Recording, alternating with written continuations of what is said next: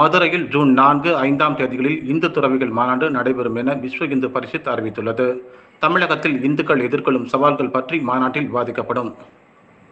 All India Governing Council meeting of Vishwa Hindu Parishad will take place in North Tamil Nadu, Kanchi, from 24th June to 27th June. Our workers from all over Bharat will come here to discuss our strategies and our extension of our organization. Will discuss these important things in Tamil Nadu in that All India Governing Council meeting. And secondly, on 4th and 5th June, a very big Acharya, Santa, Saints of all the Sampradayas of Hindu society and Hindu Dharma will be taking place in Madurai. There are many challenges for the Hindu society in Tamil Nadu right now. And that is why all the saints and all the Dharmacharyas are very worried about the state of affairs of the Hindu society in Tamil Nadu. So discuss those issues. All the sadhus, all the saints, all the dharmacharyas and many from all over Bharat will be coming together in June for this Saint Sammelan. June 4th and 5th, Madurai. The issues that we will be discussing and that are worrying us, first of all,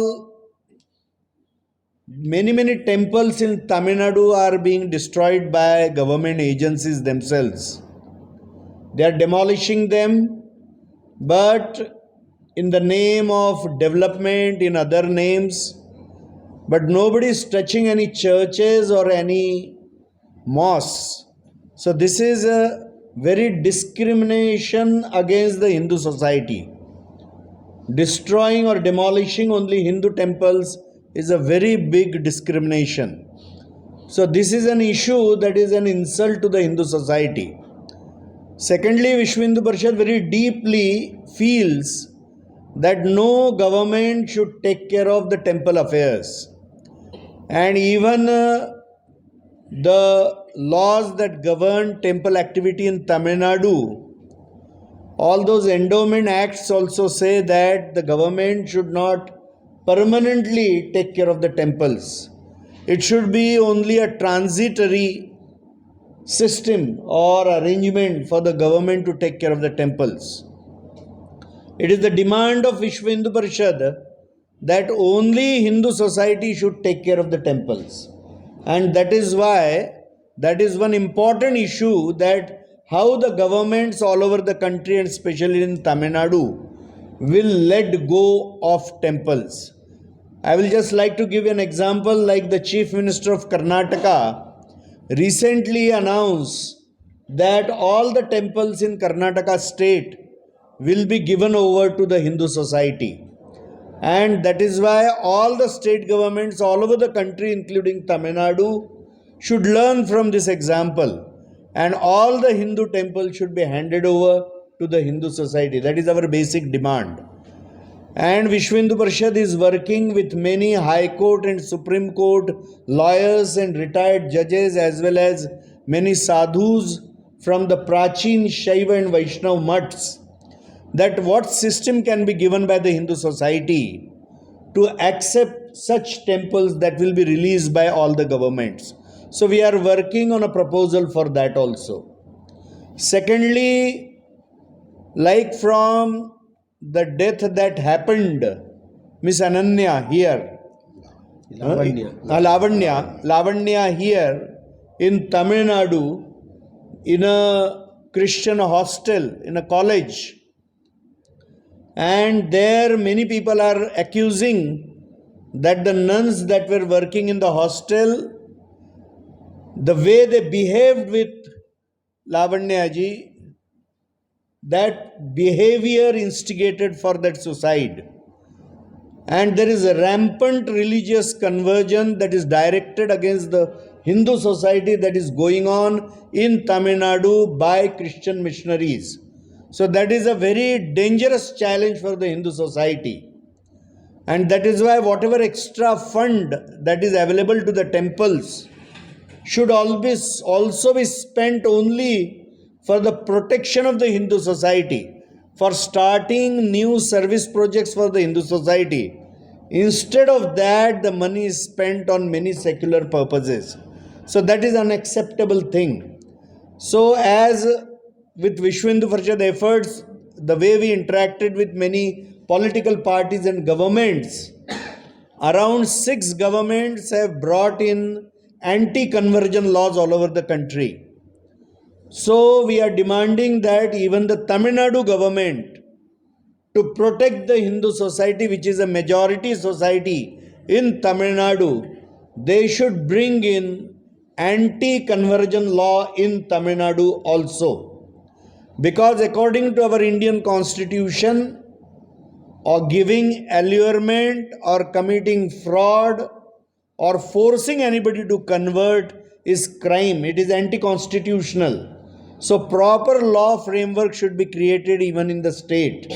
So we are making a demand by this press conference that Tamil Nadu government should bring in anti-conversion law. We are also insisting that along with the states, even the center should bring anti-conversion law. So both demands are being made by Vishwa Hindu Parishad. Another topic that is very worrisome is the abduction that is happening by the Muslim section of a Muslim society. Abduction of Hindu girls all over Tamil Nadu. It is happening all over the country. But right now we are dealing with Tamil Nadu. So many cases are being registered in this way. So protection of the Hindu society, all these issues are very important. Abduction of Hindu girls, conversion of the Hindu society, and aggression and demolition of Hindu temples. All these 3 topics are very worrisome. They are discriminatory. They are against this Hindu society alone. Vishwa Hindu Parishad is making another demand concerning the religious conversion, that any tribal society, any members of the tribal society that are getting converted, they should not be given the benefit of the reservation that is available to the Hindu tribals. Today, 18% of the tribal society is converted to Christianity. And despite that, they are taking 80% of the tribal reservation. So 80%, 18% of the tribal society is converted, and that converted 8% is taking the advantage of 80% of the tribal reservation.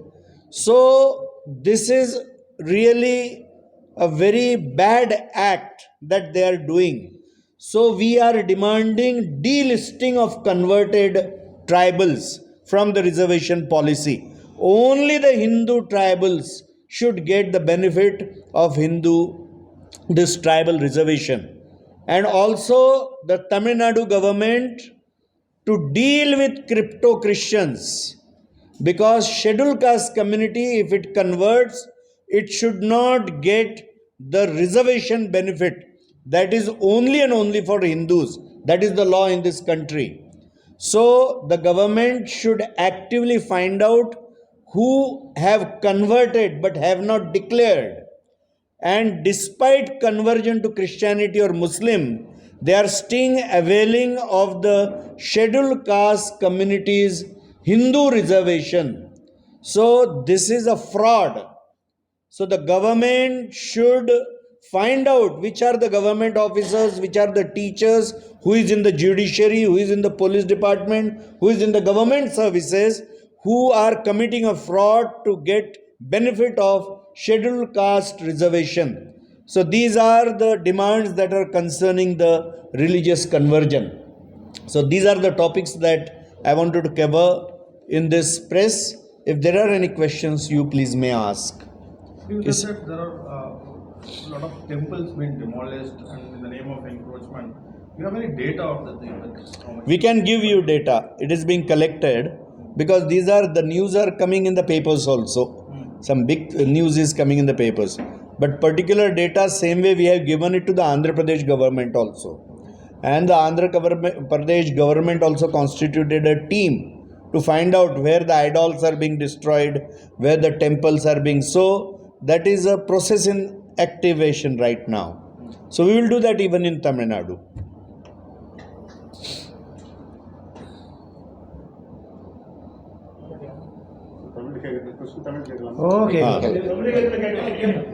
Press note दे दीजिए अभी. हाँ, please give the press note. தமிழில் கூட கேட்கலாம். Sir, இப்போ தமிழ்நாட்டில் வந்து நிறைய கோயில்கள் வந்து இடிக்கப்பட்டிருக்கு இல்லையா?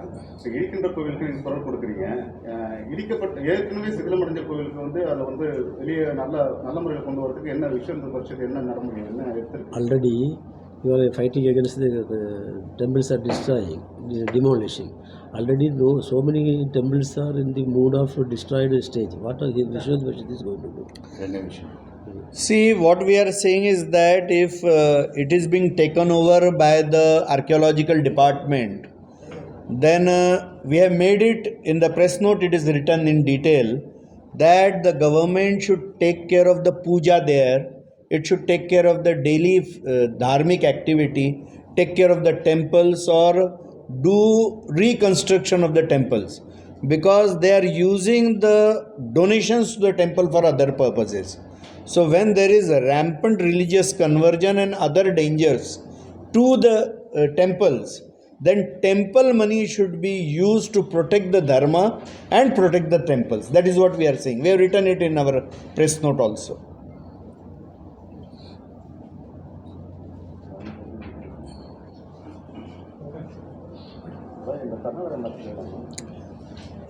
परिचय एक बार who has see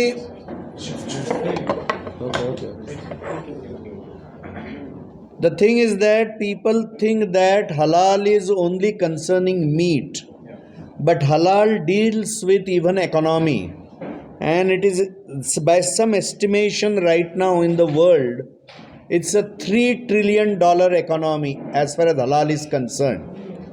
And there they are saying that certain laws should be brought in, every product should be made in a halal way. So whatever is accepted to the Muslim way of life.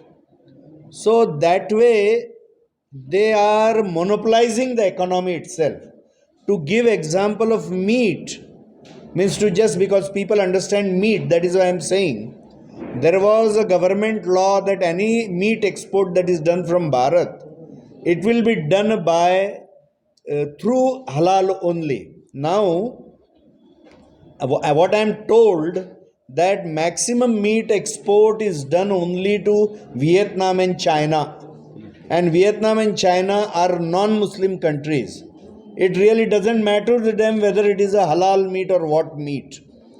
Basically, I am not propagating or proposing meat export. That is not my question. I am talking about the effect of laws and wrong policies. And so, the total economy concerning that has gone into the hands of Muslims. That is a discrimination against the Hindu castes. Like Khatiks are there, other many castes are there in every district. Because of that law, they have been out of business. So that is one way. Secondly, if you insist on certificate of halal for everything, right from building, chawal, dal, there is no meat involved here. So then why the halal certification is required? Because halal certification is another compulsion that can be given by a Muslim organization only. It is an extra government organization. If anything is done, it should be done by government. Our railways, our flight, these things, all these things where maximum number of Hindus travel, why should be they forced to eat halal certified food?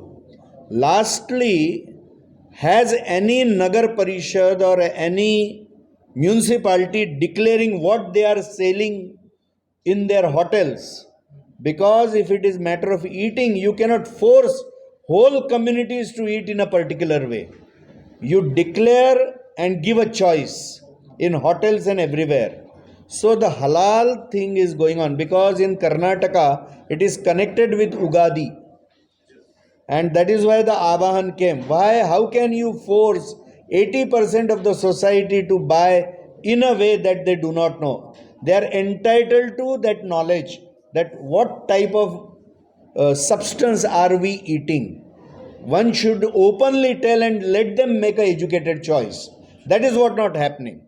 So the people, what I am thinking is demanding is they should be able to, know and through law that what type of substance they are eating or using. Then they should take a decision whether they want to take halal or not. You cannot force on the whole society for a small section of a society. So such type of issue has arisen there.